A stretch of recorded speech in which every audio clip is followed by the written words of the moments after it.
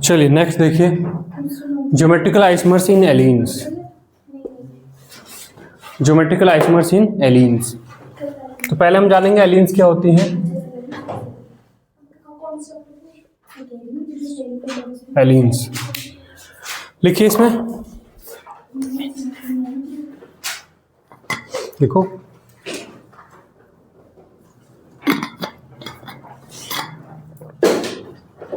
एलीन्स are organic compounds, allenes are organic compounds in which one carbon atom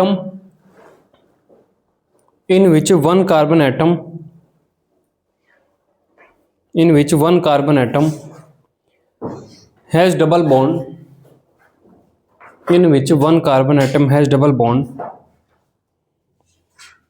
with each of its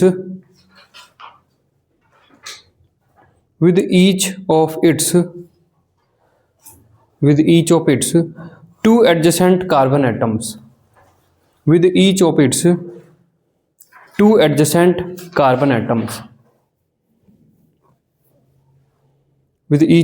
two adjacent carbon atoms, देखिए ये carbon है, इस carbon का अपने right side वाले carbon के साथ भी डबल बॉन्ड है और लेफ्ट साइड वाले कार्बन के साथ भी डबल बॉन्ड है।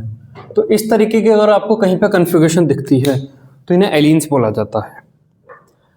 देखिए क्या ये एलीन है, देखिए डबल बॉन्ड है ये, क्या इसे हम एलीन बोलेंगे?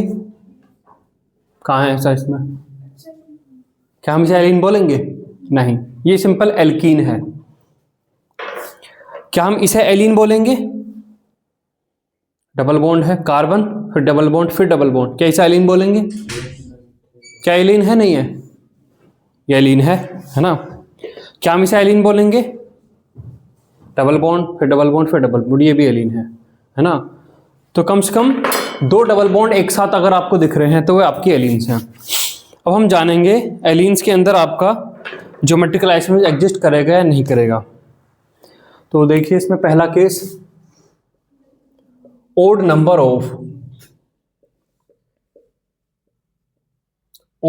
ऑफ डबल बॉन्ड है ना, odd number of double bond. चलिए ये देखिए, एल्कीन जो है था वो एलीन का एक पार्ट है। तो ये मान लीजिए कि यहाँ पर इसमें एक बॉन्ड है, तो ये जो मॉलिक्यूल है ये सिस ट्रांस दोनों दिखा सकता है, नहीं दिखा सकता? अभी ये क्या है? सिस। देखिए यहाँ पर दोनों रेड पास पास में, इनके बीच की डिस्टेंस कम है ना। दूसरा आइसोमर जो बनेगा, अब ये बना, ये क्या है? ट्रांस। देखिए रेड के बीच की डिस्टेंस क्या होगी? बढ़ गई। तो इसका मतलब ये दो डिफरेंट मॉलिक्यूल थे, पहला वाला सिस था, दूसरा वाला ट्रांस, ये दो अलग अलग मॉलिक्यूल हैं। ये देखिए ये मॉलिक्यूल देखिए, अब इसमें कितने बॉन्ड हैं? कितने डबल बॉन्ड है इसमें? तीन डबल बॉन्ड है। अभी ये जो कन्फिगरेशन लग रही है आपको, ये इसी के जैसे वाली कन्फिगरेशन लग रही है जैसे उसमें थी। अभी ये कौन सी कन्फिगरेशन लग रही है, सिस या ट्रांस? सिस। दोनों ये जो पाई बॉन्ड का पूरी स्ट्रक्चर है, दोनों ग्रीन वाले एक ही साइड में हैं, दोनों के बीच की डिस्टेंस इतनी है। अगर मैं इसको यहां लगा दूं तो अब ये क्या बन जाएगा? ट्रांस बन जाएगा, है ना।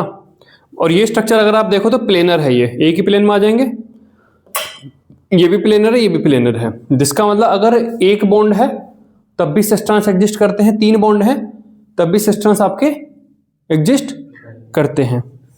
लेकिन अगर मैं इसमें दो डबल बॉन्ड ले आऊं जैसे ये, तो देखिए यहां पर ये है, फिर अगला ये डबल बॉन्ड, उससे अगला डबल बॉन्ड जो है फिर वो मॉलिक्यूल को फ्लिप कर देता है। अगर एक और लग जाए तो वापस से फिर उसी प्लेन में आ जाएंगे। ये मॉलिक्यूल आपका प्लेनर नहीं है। अभी आपको ये क्या कन्फिगरेशन लग रही है, सिस है या ट्रांस है? ग्रीन के बीच की डिस्टेंस इतनी है, अगर मैं इसे इधर लगा दूं तो तब भी ग्रीन के बीच कितनी रहेगी? तो क्या इसमें सिस और ट्रांस एग्जिस्ट कर सकते हैं? अभी ये क्या है? क्या ये सिस है? तो फिर ट्रांस क्या है? जब भी सिस ट्रांस बनते हैं तो उनके बीच की डिस्टेंस चेंज होती है, सेम एटम के बीच की। जैसे देखिए ये सिस है, दोनों रेड के बीच की डिस्टेंस इतनी है। जब इसका दूसरा ज्योमेट्रिकल आइसोमर बनेगा तो रेड के बीच की डिस्टेंस कितनी हो जाएगी? चेंज हो जाएगी, है ना। उनके बीच की डिस्टेंस क्या हो जाएगी? चेंज हो जाएगी, चेंज हो गई।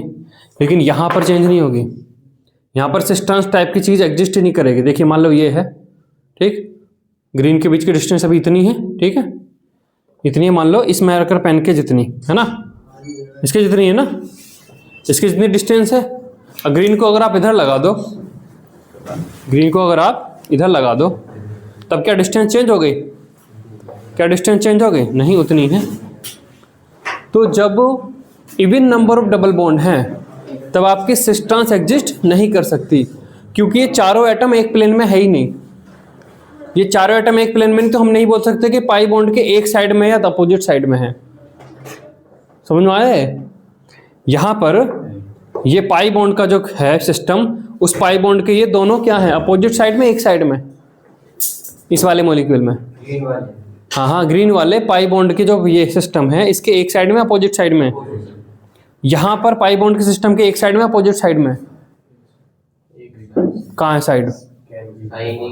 कि ये उस प्लेन में है ही नहीं, ऐसे है ही नहीं, ऐसे होते, ऐसे हैं ही। तो इसका मतलब एलियंस में जब ओड नंबर ऑफ बॉन्ड होते हैं, 1, 3, 5, तब आपके सिस ट्रांस और इजेड एग्जिस्ट करते हैं, ठीक है। तो यहां पर क्या है? Odd number of double bond है, तो cis trans and E Z exist. Cis trans of E Z आपके एग्जिस्ट करते हैं, है ना। तो यहाँ पर देखिए, मान लीजिए एक बॉन्ड बनाते हैं, तो ये आपका यहाँ पर मान लो H, यहाँ पर आपका ये Cl, यहाँ पर आपका H, यहाँ पर आपका Cl, वहीं पर इसका ये क्या कॉन्फ़िगरेशन बन गई? सिस बन गई। और वहीं पर देखिए C डबल बॉन्ड C, यहाँ पर आपका H, यहाँ पर आपका Cl, यहाँ पर आपका Cl, यहाँ पर आपका H। ये आपका क्या बन गया? फिर बातें बाले करने लगते हो। ये आपका क्या बन गया? ट्रांस बन गया, ठीक है। उसी तरीके से मान लो 3 बॉन्ड हैं, तो यहाँ पर देखिए C, यहाँ पर आपका H, यहाँ पर आपका Cl, ये डबल बॉन्ड। इस डबल बॉन्ड से ये कार्बन से जो ब्रांच है, ये आपकी ऊपर और नीचे जाएगी। लेकिन अब एक डबल बॉन्ड और लगा दिया, अब जो ब्रांच जाएंगी वो आपकी बाहर और अंदर जाएंगी, है ना। ये आपका ऐसे है, इस कार्बन पे लगाओगे तो ऐसे हैं, लेकिन इस कार्बन पे लगाओगे तो ऐसे हैं, फिर एक कार्बन और लगा दो, फिर ऐसे। यही चल रहा ना। तो एक कार्बन आपने और लगा दिया, तब ये वापस से आपके उसी प्लेन में आपके आ जाएंगे। तो ये कॉन्फ़िगरेशन क्या बन गई? सिस बन गई। और यहाँ पर देखिए H, Cl, C double bond C, double bond C, double bond C, और ये आपके क्या बन गई? यहाँ पर ये आपकी बन गई ट्रांस। तो एलियंस के अंदर अगर आपके जो बॉन्ड्स हैं वे आपके ओड नंबर में हैं, तो सिस ट्रांस आपका एग्जिस्ट करता है ना। सेकंड केस देखिए, even number of bonds, even number of double bonds, even number of double bonds. तो अब यहां पर देखिए C, यहां पर H लगा है, यहां पर Cl है, डबल बॉन्ड C। बातें करने लगे हो। अगर ये यही लगते तो ये आपके इसी प्लेन में आ जाते जिस फॉर्म में बॉन्ड है, लेकिन अब अगला वाला बॉन्ड यहाँ पर, ये यहाँ पर आ गया है। और अब जो एटम है वे इस प्लेन में नहीं आएंगे। अब कहाँ आएंगे? वो बोर्ड के पेन के अंदर और बाहर आएंगे। जैसे यहाँ पर देखिए ये हुआ, तो ये जो एटम है ये प्लेन में नहीं है। प्लेन में होते तो ऐसा होता, ये बोर्ड के प्लेन से अंदर और बाहर है। दैट मीन्स एक एटम आपका अंदर है और एक एटम आपका क्या है? बोर्ड के प्लेन से क्या है? बाहर है। और जब ये होंगे तब आपका सिस ट्रांस इजेड एग्जिस्ट नहीं कर सकता। मान लो Cl है और ये आपका H है, तब आपका cis trans and E Z does not exist, does not exist. तब आपका सिस ट्रांस और इजेड एग्जिस्ट नहीं करता। जैसे ये इसके अंदर cis trans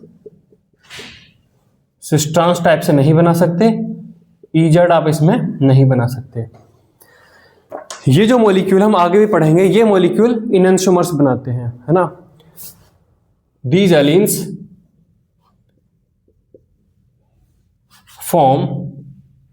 forms pair of enantiomers. ये हम चीज पढ़ेंगे आगे। ये आपके इवन नंबर वाले ज्योमेट्रिकल आइसोमेरिज्म तो नहीं बनाते, ये ऑप्टिकल आइसोमेरिज्म बनाते हैं, ये पढ़ा जाएगा आगे। ठीक है, ये जानकारी लिखिए जो अभी लिखी है।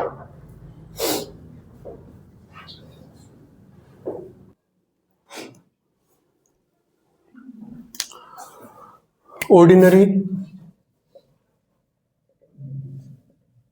और अनपोलराइज्ड लाइट, ऑर्डिनरी और अनपोलराइज्ड लाइट लिखिए इसमें।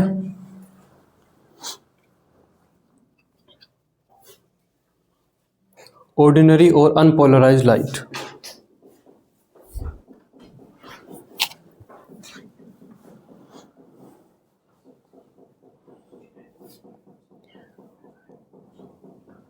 जो भी किसी भी लाइट सोर्स से लाइट आती है, ट्यूबलाइट से आ रही हो, चाहे सन से आ रही हो, चाहे मोमबत्ती से, चाहे किसी लैंप से आ रही हो, है ना, किसी भी लाइट सोर्स से जो लाइट जनरेट होती है वो अनपोलराइज्ड होती है। ठीक है, तो लिखिए ऑर्डिनरी लाइट और अनपोलराइज्ड लाइट, ऑर्डिनरी लाइट और unpolarised light,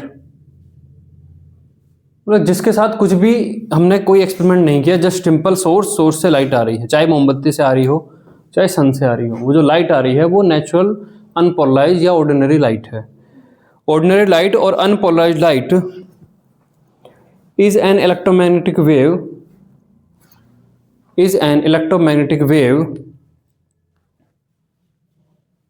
is an electromagnetic wave which have oscillations, which have oscillations, which have oscillations in all direction, which have oscillations in all direction or plane, all direction or plane, perpendicular to the direction of, perpendicular to the direction of propagation, perpendicular to the direction of propagation, full stop. It is represented as, it is represented as, इसे इस तरीके से दिखाया जाता है, it is represented as, थोड़ा सा सही बना है,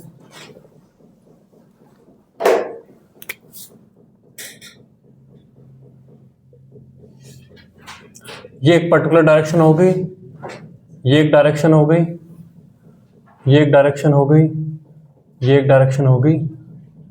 ऐसी ऑर्डिनरी लाइट, ये आपकी लाइट के चलने की डायरेक्शन है और उसकी ये जो मैग्नेटिक और इलेक्ट्रिक फील्ड है ये सारी डायरेक्शंस में है। इसे इस तरीके से रिप्रेजेंट किया जाता है।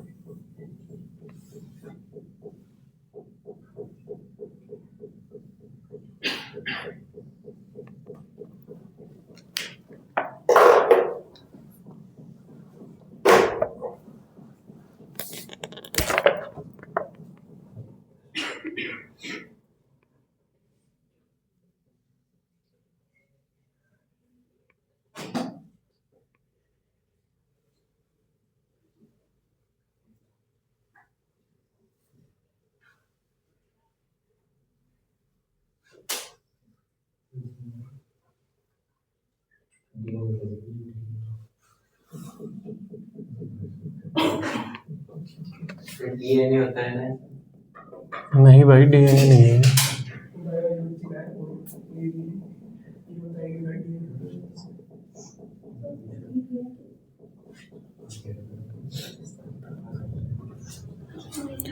ठीक है, एक ये एक पर्टिकुलर लाइट उससे जो दिख रहा है ये आपका एक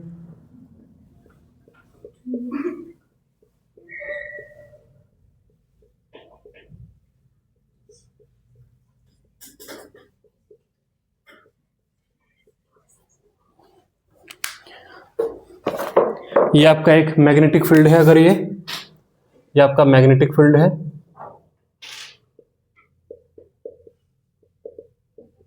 तो ये उसके परपेंडिकुलर उसका इलेक्ट्रिक फील्ड है, और ये आपकी डायरेक्शन ऑफ लाइट है, डायरेक्शन ऑफ लाइट है। और ये पर्टिकुलर एक जो दिख रहा है ना, ये जो एक सेगमेंट दिख रहा है, ये इसको रिप्रेजेंट कर रहा है। तो इसी तरीके से जो डायरेक्शन ऑफ लाइट है उसकी हर डायरेक्शन में ये आपके इलेक्ट्रिक और मैग्नेटिक फील्ड है, और उनकी परपेंडिकुलर डायरेक्शन में उनके रेस्पेक्टिव मैग्नेटिक फील्ड है। तो ये जो यहाँ पर दिखाया गया है ये लाइट है, ऑर्डिनरी लाइट है, ठीक है। ये लाइट के चलने की डायरेक्शन, ये तो ये यहाँ पे ऐसे दिख रही है ये डायरेक्शन, इसका जो एक एरो दिख रही है ये एक इस सेगमेंट को दिखा रहा है, और ऐसे यहाँ पर ऐसे इनफाइनाइट्स हैं ये, ठीक है, ऐसे इनफाइनाइट्स हैं। तो ये होती है आपकी ऑर्डिनरी लाइट। इसको बनाइए।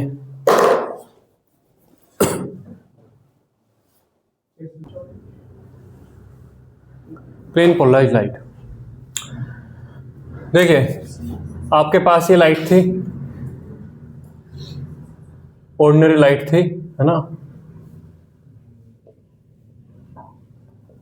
इस ऑर्डिनरी लाइट में लाइट के चलने की डायरेक्शन के एवरी परपेंडिकुलर प्लेन में लाइट के चलने की डायरेक्शन है, इसके इस पर्टिकुलर प्लेन में भी, इसमें भी, इसमें भी, इसमें भी, इसमें भी, हर डायरेक्शन में इसमें इलेक्ट्रिक और मैग्नेटिक फील्ड के कंपोनेंट है ना।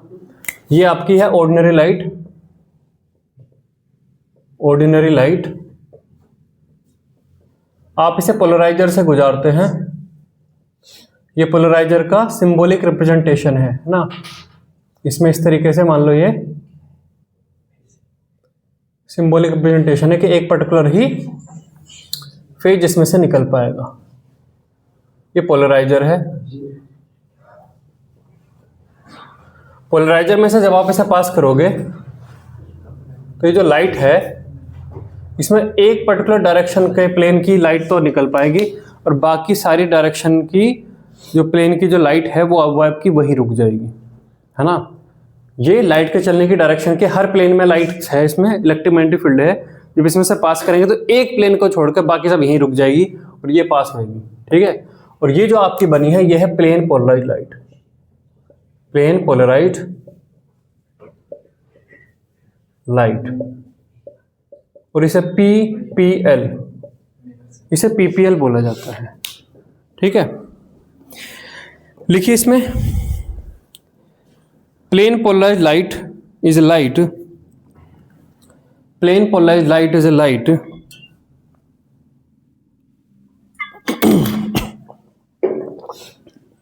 whose vibration takes place, plane polarized light is a light whose vibration takes place in only one of these planes, in only one of these planes, full stop. Ordinary light is turned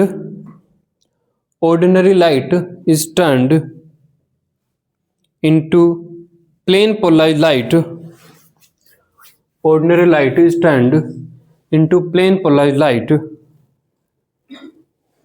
by passing it through a polarizer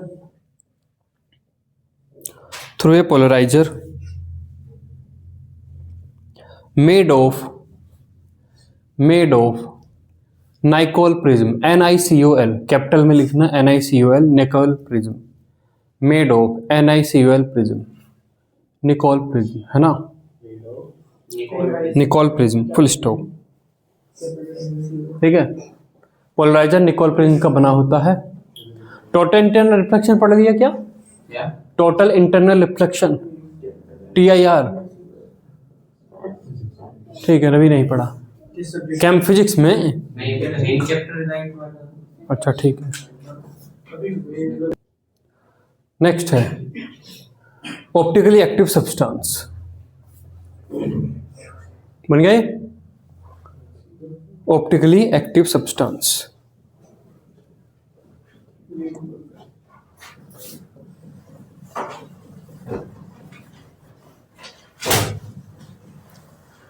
चलिए तो अब यहां पर देखिए, कि geometrical isomerism, structural isomerism, हम तो isomerism पढ़ रहे थे, है ना।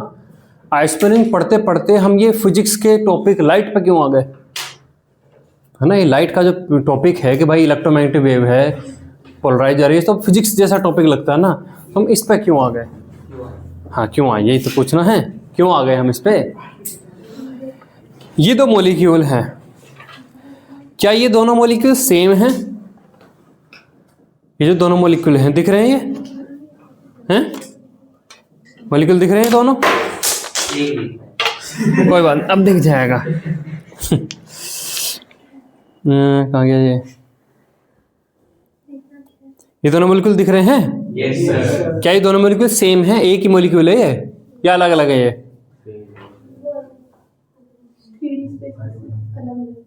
3D स्पेस में अलग अलग हैं, वैसे तो सेम है ना भाई। लाल, हरा, नीला, सफेद ये जुड़े हैं, इस पे भी लाल, हरा, नीला, सफेद जुड़े हैं, लेकिन ये मॉलिक्यूल सेम नहीं है। ये उसी तरीके से सेम नहीं है जैसे कि राइट और लेफ्ट हैंड का ग्लव सेम नहीं होते। राइट हैंड का ग्लव लेफ्ट हैंड पे ग्लव पे, लेफ्ट हैंड पे नहीं आता, नहीं आता, तो वो अलग, वैसे तो सेम दिख रहे हैं, वैसे तो सेम दिख रहे हैं लेकिन अलग अलग हैं। उसी तरीके से ये मॉलिक्यूल में एटम तो आपको सब सेम दिख रहे हैं, लेकिन ये मॉलिक्यूल 3 डायमेंशन में सेम नहीं है। अगर ये सेम होते तो ये मॉलिक्यूल में ये आपका सेम एटम पे सेम एटम आ जाता। रेड पे रेड आ गया, ग्रीन पे ग्रीन आया, ये कहाँ है, ये तो नहीं आए। सेम होते तो ये ऐसा आ जाते, जैसे कि ग्लव अगर राइट और लेफ्ट हैंड के, मतलब दोनों right hand left hand same चीज होती तो किसी भी हाथ पे किसी भी हैंड का ग्लव पढ़ लो, है ना, नहीं आते। लेकिन अब केमिस्ट्री जगत में आप कैसे पता करोगे कि आपके पास ये वाला मॉलिक्यूल है या ये वाला मॉलिक्यूल है? अगर मैंने किसी को ये मॉलिक्यूल दे रखा है तो वो कैसे कंफर्म होएगा कि उसके पास यही वाला मॉलिक्यूल है या फिर ये वाला मॉलिक्यूल है, कैसे कंफर्म होगा? केमिस्ट्री के विज्ञान में आप कैसे श्योर होगे कि आपके पास जो मॉलिक्यूल है, ये दोनों मॉलिक्यूल सेम रंग रोशन में दिख रहे हैं ना, आप कैसे कंफर्म होगे कि आपके पास ये वाला ही मॉलिक्यूल है, ये नहीं है? समझ गए? आपके पास जो ग्लव है वो राइट हैंड का है, लेफ्ट हैंड का है, आप कैसे श्योर होगे? पहन के, आप उसे पहन के देखोगे, अगर वो राइट हैंड पे फिट हो गया तो राइट हैंड का है, अगर राइट हैंड पे फिट नहीं हो रहा तो राइट हैंड का नहीं है, लेफ्ट हैंड का है। लेकिन मॉलिक्यूल इतने छोटे हैं कि उनमें आप ऐसे कैसे देख पाओगे, वो तो नहीं होगा ना। एक बीकर में एक सॉल्यूशन रखा है जो सॉल्यूशन इसके लिक्विड का बना हुआ है, एक बीकर में एक सॉल्यूशन रखा है जो इसके लिक्विड का बना हुआ है, दोनों ट्रांसपेरेंट है, सब कुछ सेम है, डेंसिटी सेम है, सब कुछ सेम है, वेट सेम है, बॉइलिंग पॉइंट सेम है, कैसे पता करोगे कि ये मॉलिक्यूल रखा है या ये मॉलिक्यूल रखा है? बताइए। सेम हो जाते हैं वे? अच्छा, अगर ऊपर नीचे सेम हो तो सेम हो जाएगा? सेम कैसे हो जाएंगे भाई? ग्लव जो होता है उसमें थंब के हिसाब से इधर की साइड में ऐसे स्ट्रेचिंग होती है कि इस साइड पे सही आता है वो। ग्लव फ्लैट होता है, ग्लव 2 डायमेंशन में होता है, 3 डायमेंशन में होता है। ग्लव जो होता है उसमें अंगूठे के लिए इधर की साइड में वो सिलाई ऐसे होती है कि इधर की साइड में उठा होता है, वो बिल्कुल फ्लैट नहीं होता है। सॉक्स की तरह नहीं होता है, सॉक्स लेफ्ट हैंड की राइट हैंड की, हालांकि सॉक्स भी जो है थोड़ी सी अजीब सी लगती हैं, सॉक्स भी थोड़ी सी अजीब लगती हैं, लेकिन ग्लव तो परफेक्टली बनाया जाता है कि जैसे ही अंगूठा ऊपर उठा हुआ ना, उसकी सिलाई यहाँ से ऐसे ऊपर उठी होगी राइट हैंड की, और लेफ्ट हैंड की सिलाई इधर की साइड में ऐसे उठी हुई। तो इधर उठी हुई सिलाई जब ऐसे इसमें पहनोगे तो यहाँ पे एडजस्ट होगी। वो लेफ्ट हैंड पे ग्लव पे सिलाई ऊपर उठी हुई है, वो थंब का इंप्रेशन अपने आप ऊपर उठा हुआ है, जब तुम उसे लेफ्ट हैंड पे पहनोगे तो वो ऐसे नीचे को नहीं आ जाएगा, है? कोई बिल्कुल जो है, मतलब कि 20 रुपए का ग्लव है तो उसने ऐसा ध्यान नहीं रखा होगा, लेकिन बहुत अच्छी क्वालिटी का ग्लव है। या फिर क्रिकेट वाले जो ग्लव हैं जो मोटे से होते हैं, क्रिकेट वाला जो ग्लव है आप राइट हैंड का लेफ्ट हैंड पे पहन कर देख लो। हाँ, तो वही मैं कह रहा हूँ ना, क्रिकेट के ग्लव जो थोड़े से मोटे उसके बने होते हैं, राइट हैंड का राइट हैंड में राइट हैंड वाला ही हाथ जा पाएगा, बिल्कुल अलग ही चीजें हैं। तो इन दोनों मॉलिक्यूल को आप कैसे पहचान करोगे? ये कहानी ऐसे ही है जैसे कि दो जुड़वा भाई एक जैसे दिखते हैं बिल्कुल, और दो जुड़वा में से किसी एक ने चोरी करी है, कहीं पे चोरी करी है और कैमरे में उसका फोटो आ गया है। सब कुछ से दिख रहा है कि भैया इस चेहरे के आदमी ने चोरी करी है। पुलिस जब उसके घर पहुंची तो उस चेहरे के 2 आदमी हैं, तो पुलिस क्या करे? दोनों में से किसी एक को डाल दे जेल में। दोनों को डालेगी, कैसे डाल देगी? जिसने चोरी नहीं की उसको कैसे डाल दे? पुलिस तो ऐसी है। मैं एक मान लो एक बिल्कुल डेडिकेटेड ईमानदार पुलिस वाला जो कहेगा भैया जिसने क्राइम किया वही उसको ही जाना है। सर ऐसे में किसी को उनकी कैरेक्टरिस्टिक्स देख लेगा सर। अरे ऐसे में तो नहीं होता है कि बिल्कुल आइडेंटिफाई। हाँ, तो आइडेंटिफाई करेंगे ना हम। अब मैं बताऊंगा ना कैसे आइडेंटिफाई करेंगे। तो 2 जुड़वा भाई जिनके फेस बिल्कुल एग्जैक्ट सेम दिखते हैं, एक पुलिस कैसे 2 जुड़वा भाई में से आइडेंटिफाई करेगी कि जिसने चोरी करी है वो यही है? नहीं, पॉलीग्राफ टेस्ट नहीं, बहुत और उससे आसान है। फिंगरप्रिंट लेके 2 जुड़वा भाइयों के फेस सेम हो सकते हैं, सब कुछ सेम हो सकता है, लेकिन फिंगरप्रिंट सेम नहीं होते। तो फिंगरप्रिंट वो मेथड है जिससे कि 2 जुड़वा भाइयों के पता कर सकते हैं कि इस जुड़वा भाई ने चोरी करी है, इस जुड़वा भाई ने। उसी तरीके से ये जो अभी हमने पढ़ी प्लेन पोलराइज लाइट जो पीपीएल होती है, पीपीएल आपको बता देगी कि ये जो मॉलिक्यूल है वो ये वाला मॉलिक्यूल है, ये वाला मॉलिक्यूल है। तो इस वजह से हम क्या पढ़ रहे हैं यहाँ पर? प्लेन पोलराइज लाइट पढ़ रहे हैं। तो प्लेन पोलराइज लाइट अचानक से फिजिक्स का टॉपिक इसलिए आ गया क्योंकि वो हमें हेल्प करता है कि इस मॉलिक्यूल में और इस मॉलिक्यूल को अलग अलग डिफरेंशिएट करने में। ठीक है, चलिए अब आते हैं optically active substance. Optically active substance, तो अब यहाँ पे देखिए आपने ली है प्लेन पोलराइज लाइट। क्या लिया है आपने? क्या लिया है आपने? क्या लिया है? पीपीएल। हाँ, आपने लिया है पीपीएल। आपने एक बीकर लिया, आपने बीकर में कोई आपने कंपाउंड भरा हुआ है ना? क्या भरा हुआ आपने बीकर में? कंपाउंड। हाँ, तो वो तुम बोलो ना। बीकर में क्या भरा? कोई कंपाउंड भरा हुआ है। ये जो लाइट है, अगर ये कंपाउंड इस प्लेन पोलराइज लाइट के प्लेन को रोटेट कर देता है, अब ये जो प्लेन पोलराइज लाइट है वो इस प्लेन में है, मान लो, है ना?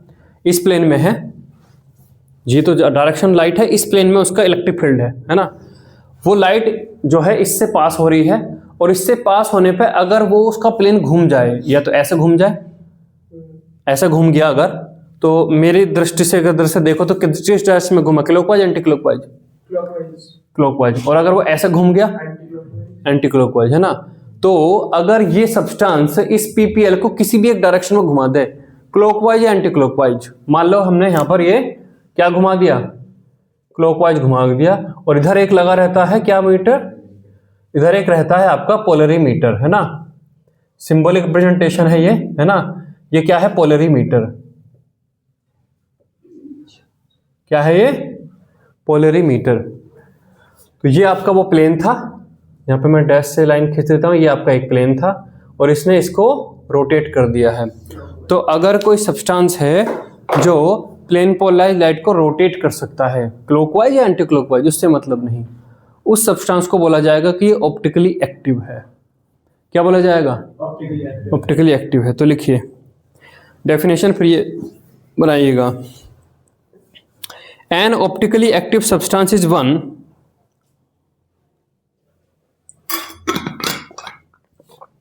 an optically active substance is one an optically active substance is one that rotates the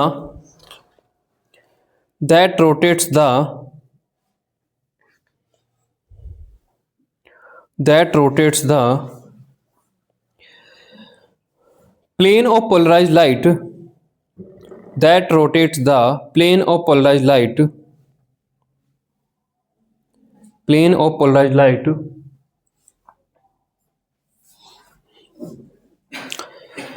either toward clockwise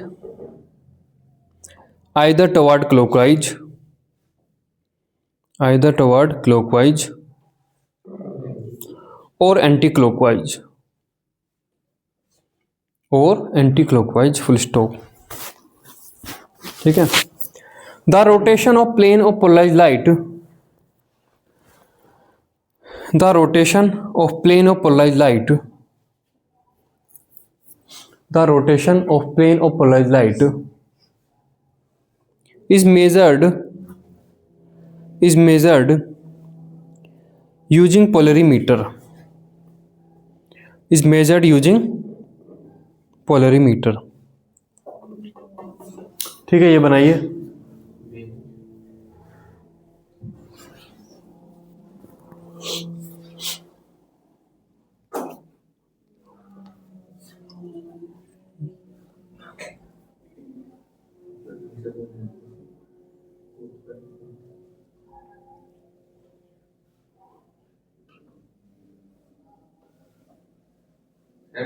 video बढ़िया थी।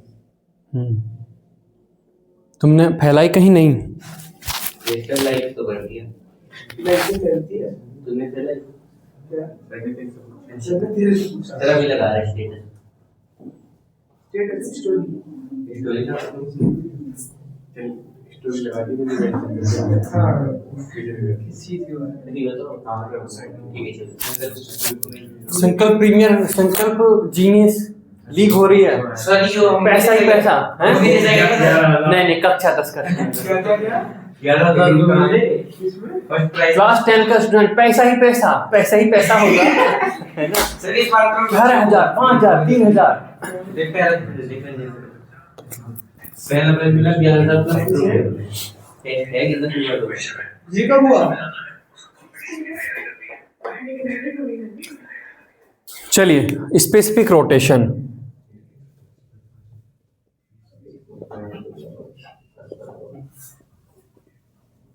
स्पेसिफिक रोटेशन तो देखिए,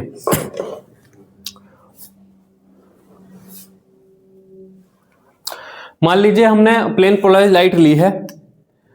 अच्छा, प्लेन पोलराइज्ड लाइट जितनी देर तक इस सॉल्यूशन में से पास होगी उसका एंगल उतना ही ज्यादा रोटेट होगा। ये आपको समझ में आ रहा है? Yes sir.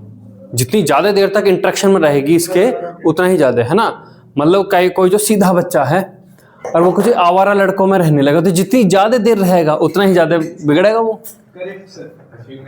मान लो जो 5-7 मिनट किसी के हाय हेलो करी, तो कहाँ हाय हेलो में कहाँ बिगड़ जाएगा।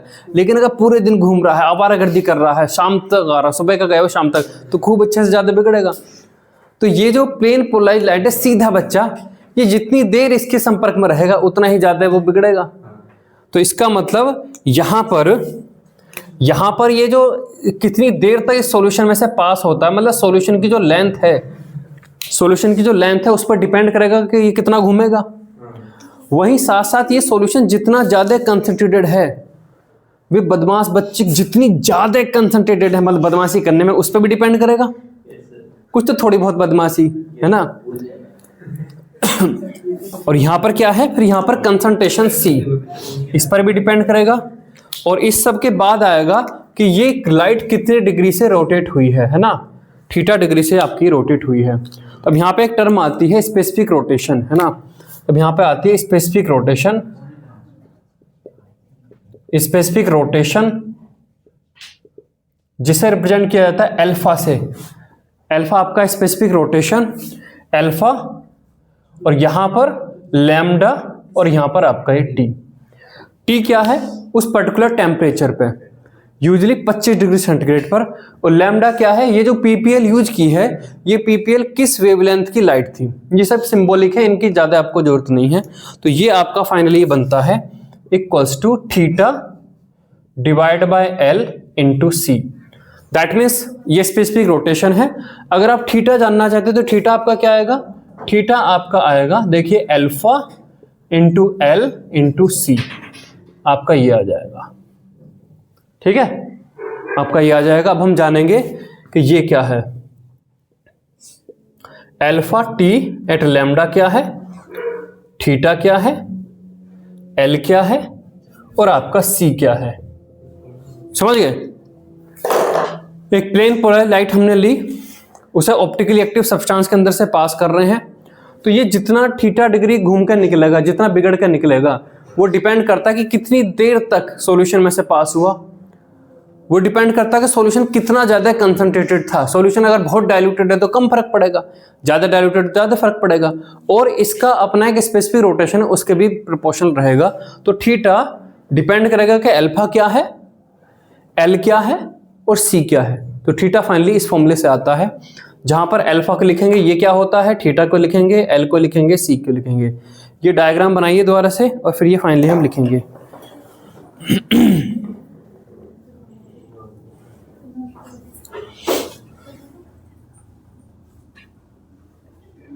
सर 11 के बाद फिर लिख देते हैं टेस्ट। 11,000 रुपए प्राइस। हाँ 11वीं वाले के लिए भी रख देंगे। सर जब हम 12वीं में आएंगे फिर रखोगे उसको भाई ये भी तो लिखा होगा ना, not for the students were already studying simple studying. Sir पहले से बता रहे हैं तो वही तो गलत बात है। अब फिर तो ठीक है, उसमें आएगा किसी एक को मिलेगा और आइंस्टाइन भी देगा टेस्ट।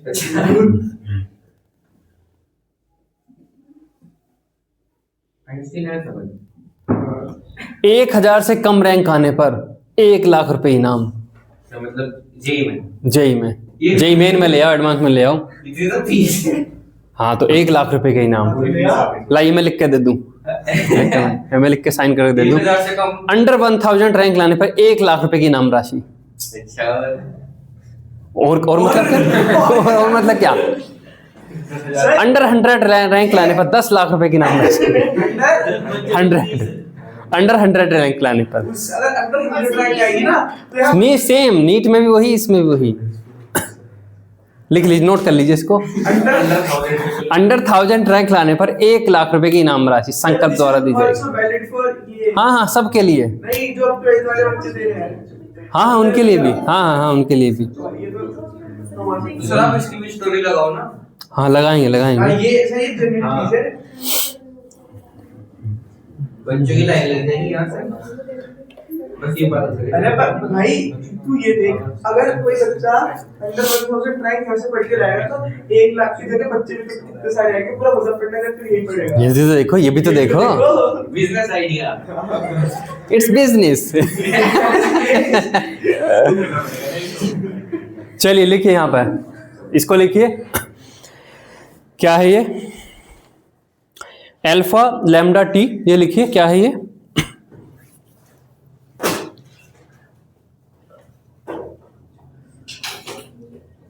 लिखिए, लिख रहे हो भाई? अल्फा लैम्डा टी इसको बोलते हैं स्पेसिफिक रोटेशन।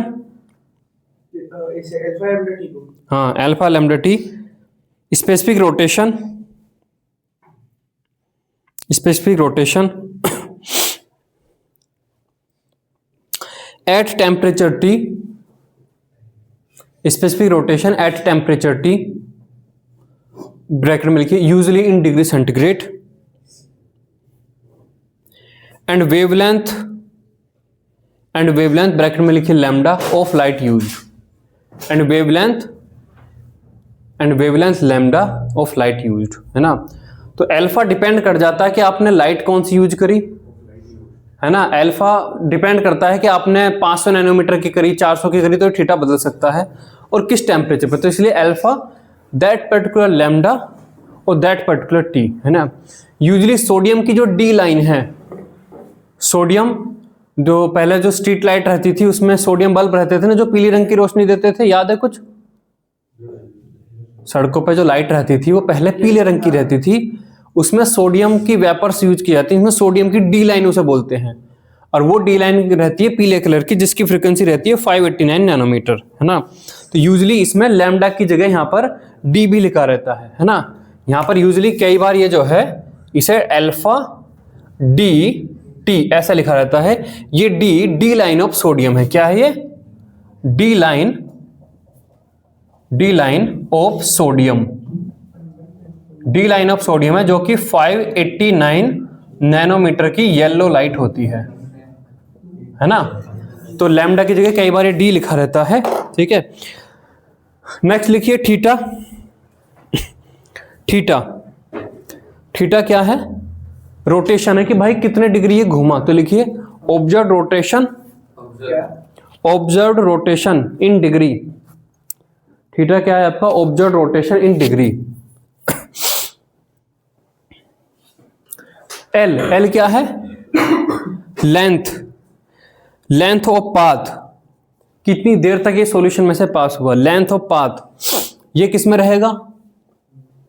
यूनिट क्या रहेगी इसकी? डेसीमीटर, है ना? लेंथ ऑफ पाथ, हाँ, in decimetre, length of path in decimetre, in decimetre. कितने सेंटीमीटर में एक डेसीमीटर होता है? कितने डेसीमीटर में एक सेंटीमीटर बनेगा? 10 सेंटीमीटर में एक रेक्टेंगल। 10 सेंटीमीटर में, एक डेसीमीटर। हाँ, तो ब्रैकेट में लिख लीजिए 10 centimetre equal to 1 decimetre. 10 centimetre equal to 1 decimetre. और सी, सी क्या है? सी क्या है? सी सब्सटेंस का क्या है? सी, कंसंट्रेशन। सी लिखिए यहां पर। कंसंट्रेशन, यहां पर है कंसंट्रेशन। कंसंट्रेशन मोल पर लीटर में नहीं, ग्राम पर लीटर में। Concentration of solution, concentration of solution और डेंसिटी, कंसंट्रेशन ऑफ सॉल्यूशन और डेंसिटी, ब्रैकेट में लिखिए फॉर नीट लिक्विड्स। नीट जो बिल्कुल प्योर फॉर्म में है ना? नीट मतलब जैसे कि मान लो प्योर अल्कोहल पानी में नहीं मिलाया तो नीट बोला जाएगा ना उसको। उसकी डेंसिटी मतलब उसकी कंसंट्रेशन की बात कर नहीं सकते, है ना? प्योर आइसोप्रोपाइल अल्कोहल है तो प्योर आइसोप्रोपाइल अल्कोहल की डेंसिटी कैसे बात करोगे जब वो किसी में घोला ही नहीं? घोलेंगे तब ना कंसंट्रेशन बनेगा। तो अगर प्योर है तो उसकी डेंसिटी लिखिए इन ग्राम पर एमएल, इन ग्राम पर एमएल, इन ग्राम पर एमएल। तो ग्राफ पे लीटर लिखा है। नहीं, ग्राम पर एमएल, सॉरी, लीटर नहीं है, एमएल। कंसंट्रेशन कंसंट्रेशन ही तो लिख रहे हैं, ग्राम पर क्या लिखा तुमने? क्या यूनिट लिखी? एमएल, ग्राम पर एमएल, ग्राम पर एमएल। चलिए एक क्वेश्चन लिखिए अब यहां पर, क्वेश्चन लिखिए। ए 1.5 gram sample, A 1.5 gram sample of an enantiomer, enantiomer, E-N-A-N-T-I-O-M-E-R, enantiomer is dissolved in ethanol, is dissolved in ethanol to make 50 ml of the solution. It dissolved in ethanol to make 50 ml of solution, full stop. Find the specific rotation, find the specific rotation, find the specific rotation at 20 degrees centigrade, find the specific rotation at 20 degrees centigrade for the sodium light, for the sodium light, bracket में लिखिए that is the D line, that is the D line, bracket close, comma, if the solution has, if the solution has an observed rotation, if the solution has an observed rotation of plus 2.7 degree, plus 2.7 degree, plus 2.7 degree in a 10 centimeter, in a 10 centimeter polarimeter tube, polarimeter tube.